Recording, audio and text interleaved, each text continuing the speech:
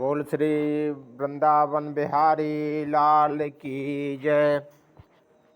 आप सभी का हमारे YouTube चैनल में स्वागत है, वंदन है, अभिनंदन है। हमारे YouTube चैनल को लाइक करें, सब्सक्राइब करें और शेयर करें और श्री पद्मा एकादशी परिवर्तनी एकादशी महात्म पाठ श्रवण करें।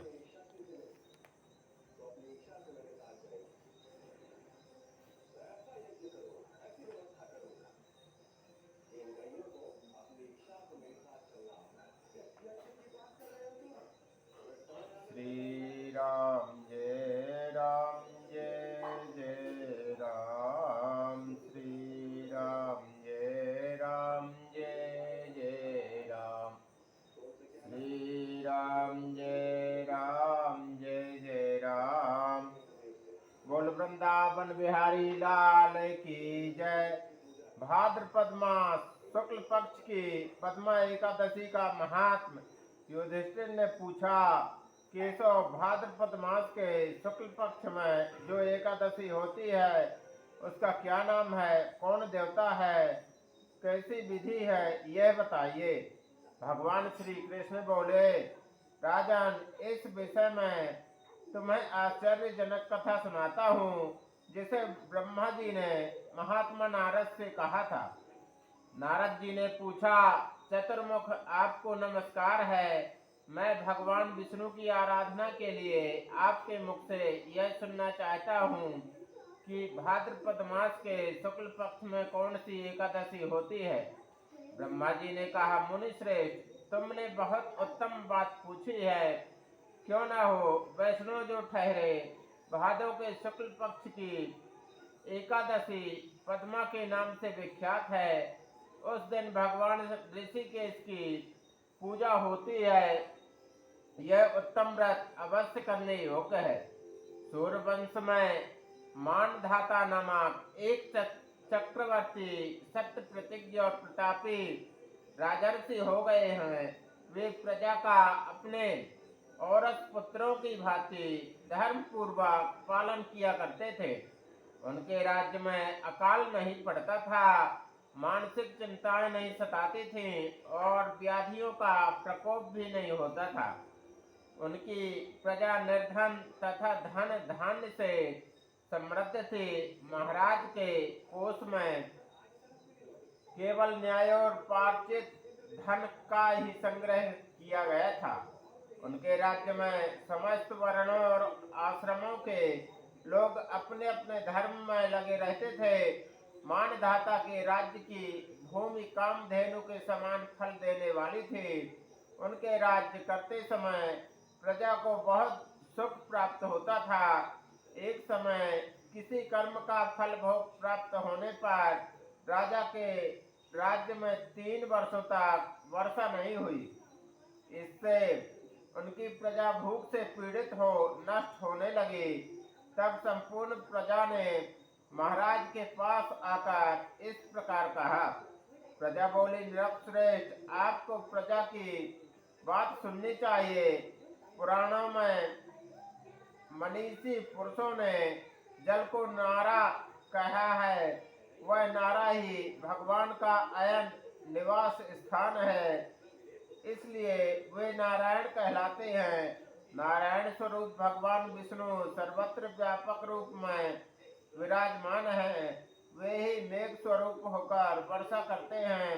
वर्षा से अन्न पैदा होता है और अन्न से प्रजा जीवन धारण करती है।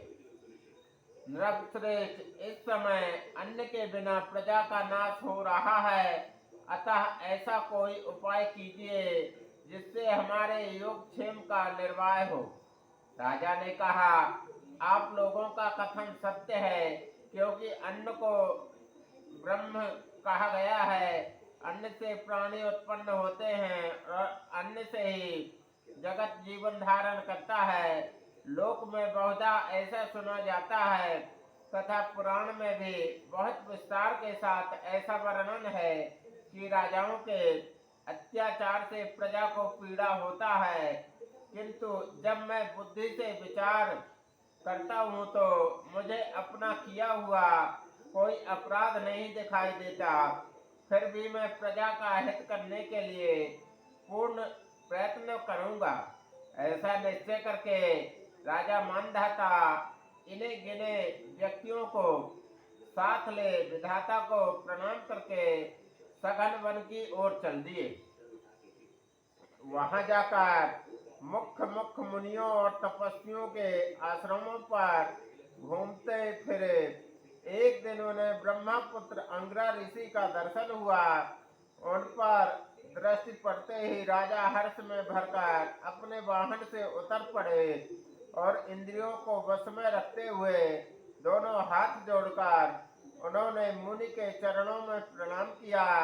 मुनि ने भी स्वस्ति कहकर राजा का अभिनंदन किया और उनके राज्य के सातों अंगों की कुशल पूछी।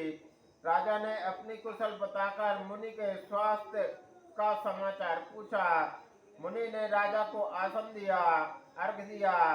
उन्हें ग्रहण करके जब वे मुनि के समीप बैठे तो उन्होंने इनके आगमन का कारण पूछा।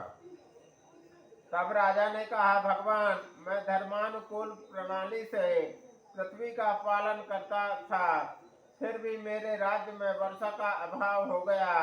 इसका क्या कारण है, इस बात को मैं नहीं जानता। ऋषि बोले, राजन, यह सब युगों में उत्तम युग है। इसमें अपने चारों वर्णों से युक्त होता है। इस युग में केवल ब्राह्मण ही तपस्वी होते हैं, दूसरे लोग नहीं। किंतु महाराज, तुम्हारे राज्य में यह शूद्र तपस्या करता है, इसी कारण मेघ पानी नहीं बरसाते। तुम इसके प्रतिकार का यत्न करो, जिससे अनावृष्टि का दोष शांत हो जाए। राजा ने कहा, मुनिवर, एक तो यह तपस्या में लगा है, दूसरे निरपराध है, अतः मैं इसका अनिष्ट नहीं करूंगा। आप उक्त दोष को शांत करने वाले किसी धर्म का उपदेश कीजिए। ऋषि बोले, राजन, यदि ऐसी बात है तो एकादशी का व्रत करो। भाद्रपद मास के शुक्ल पक्ष में जो पद्मा नाम की विख्यात एकादशी है, उसके व्रत के प्रभाव से निश्चय ही उत्तम वृष्टि होगी। नरेश, तुम अपनी प्रजा को परिजनों के साथ इसका व्रत करो। ऋषि का यह वचन सुनकर राजा अपने घर लौट आए। उन्होंने चारों वर्णों की समस्त प्रजाओं के साथ भादों के शुक्ल पक्ष की पद्मा एकादशी का व्रत किया। इस प्रकार व्रत करने पर मेघ पानी बरसाने लगे, पृथ्वी जल से लावित हो गई और हरी भरी खेती से सुशोभित होने लगी। उस व्रत के प्रभाव से सब लोग सुखी हो गए।